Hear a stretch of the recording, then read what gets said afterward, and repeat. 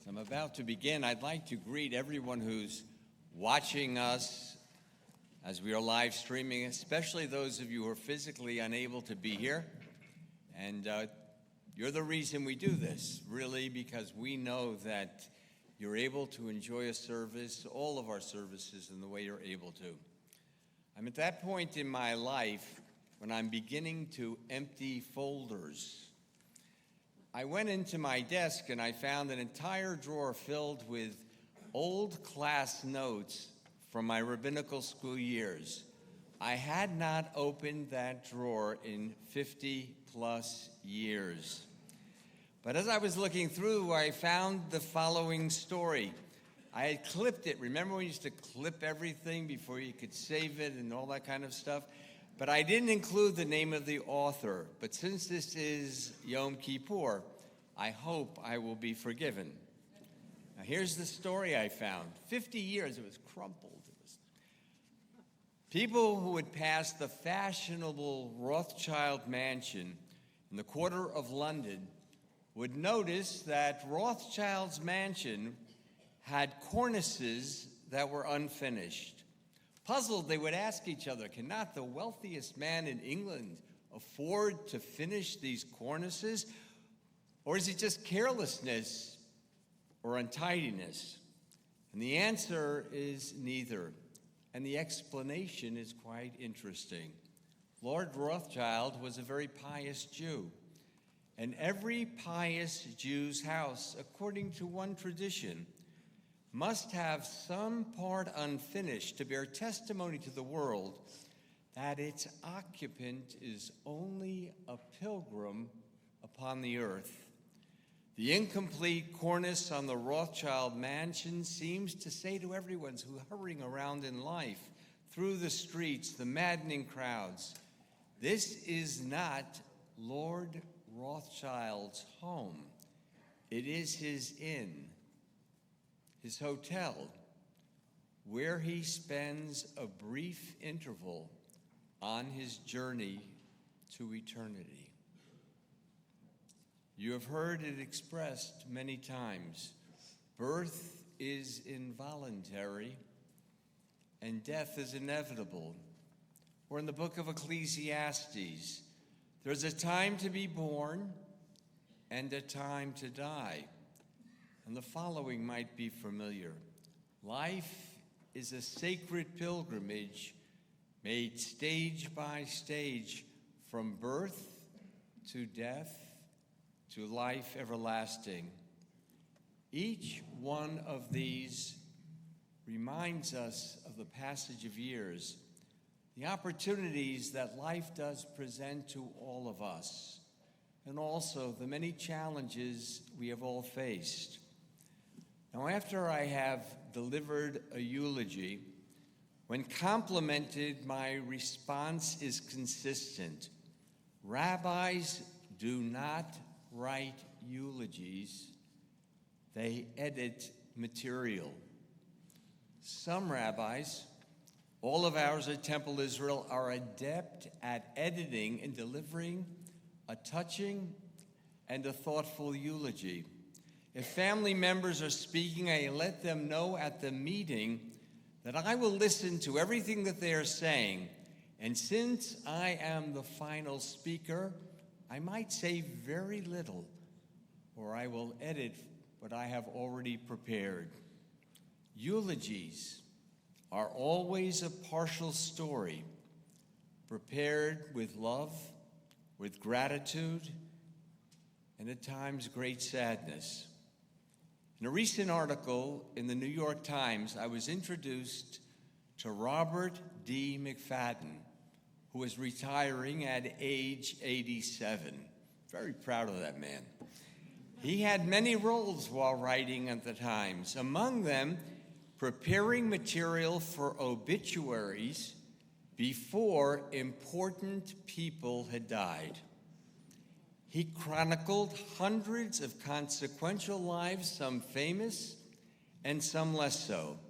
He wrote their obituaries in advance.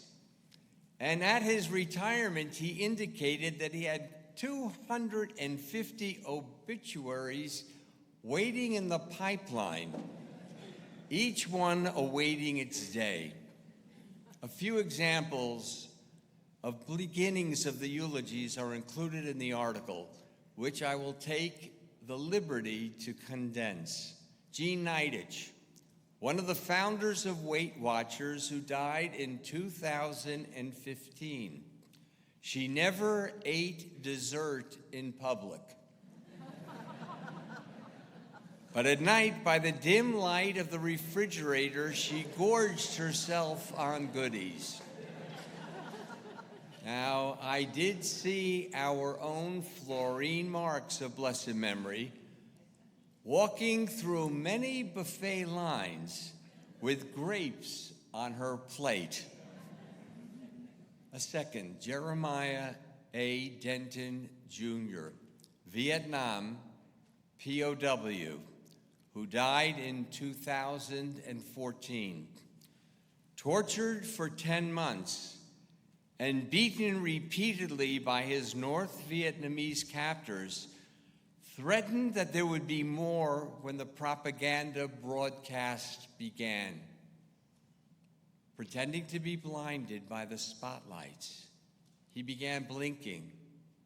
Seemingly random spasms and tics.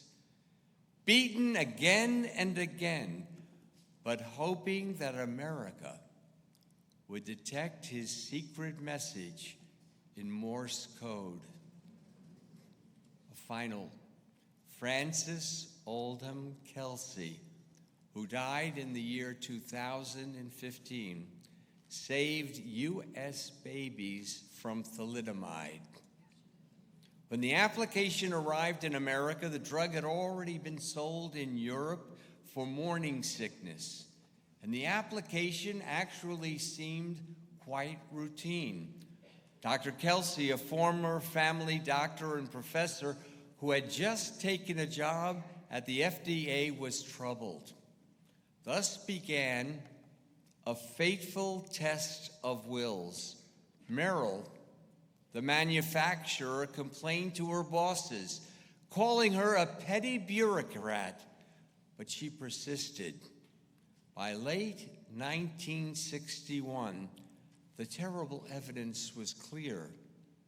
Babies born with flipper-like arms and legs and other defects. I'm sure many of us remember those years clearly. Now, I know it would be surprising to any of us if ours was one of the 250 obituaries that Robert McFadden left behind when he retired.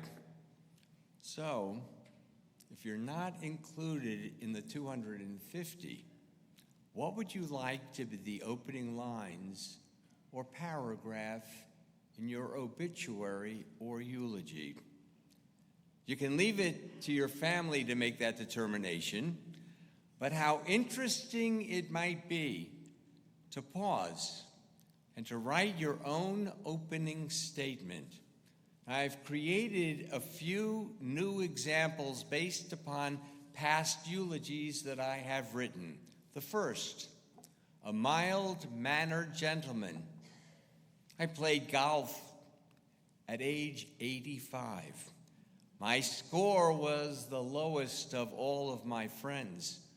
I was not thrilled with the number, but what counted was beating my buddies. Until the last day of my life, I was strong and competitive. A second, a young person whose eulogy might begin. I lived with illness. I was supported by my parents, siblings, and so many incredible friends. I accomplished more than I could have ever imagined, brought laughter and joy to so many. My years on earth were too few. I know that my life has inspired others. And finally, an elderly man who had lost his wife years before. My life would have been a complete failure had I not married. She changed my world, helped me to become optimistic, reminded me of my own self-worth, supported me as I fought against addiction. She died a few years ago. In my last years, I have felt loved and cared for by the family we created, and I almost totally lost. No matter your age, consider writing your first sentence or paragraph. I'll give you the reason. It will focus you on goals that you hope to attain, values that you truly desire to pass from generation to generation. Like all of you, I am living in a house with a cornice unfinished. Well, for lots of reasons. My time on earth, like your time, is limited, and this is not an announcement of any medical issue. It is my intention to live fully for as long as God grants me strength. We say in our Jewish tradition, ad 120, until 120, the age of Moses. I'm going to take 112 as my beginning figure. Now, I want you for a moment, and I know it's an exhausting day for all of us, to turn your attention again to the chairs that have pictures and have names. Those murdered and those still in captivity.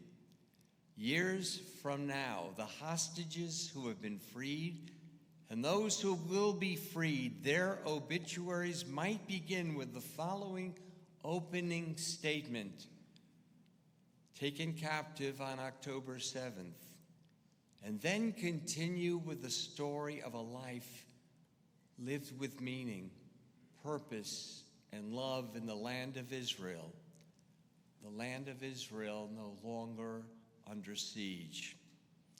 You see, a eulogy is a glimpse. An opening sentence or paragraph sets the stage. Yizkor is a moment when we come into the sanctuary to recall those we have lost.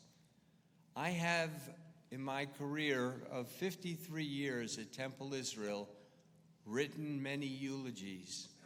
Today, I've asked you to consider your opening sentence or your paragraph. Once written, live the rest of your years striving to accomplish the goals you have tried to set. When the conclusion of your journey from birth to death becomes a reality, the lessons we have taught by example, not simply by word, will be passed along from generation to generation. May our closest family members and friends who became our extended family, who are no longer with us, rest in peace. We know their names and how they touched our lives. May the last sentence written in our eulogy or obituary, I leave that last sentence up to you. Consider for a moment what those words might be. And may God bless all of us, bless the people of Israel in the year to come.